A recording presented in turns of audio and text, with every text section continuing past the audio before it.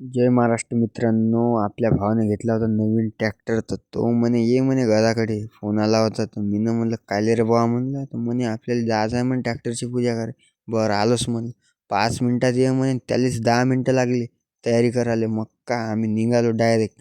Mahindra tractor घेतला होता भावानं. काही ट्रॅक्टर परे नाही भाऊ. याच्यापेक्षा तर आपली बैल परते खतरनाक नाही. वानर लागले मांग.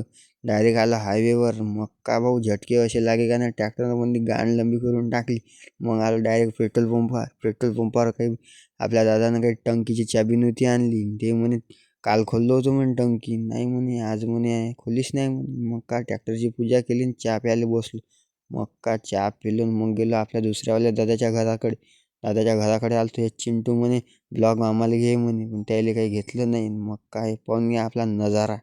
मग आलो इथं डायरेक्ट त्याच्या घरी. मग त्याच्या घरी चहा गीत मांडला. आणि तुम्ही तर एक लाईक आणि फॉलो करून घ्या. भेटू पुढच्या ब्लॉगमध्ये. सपोर्ट करा.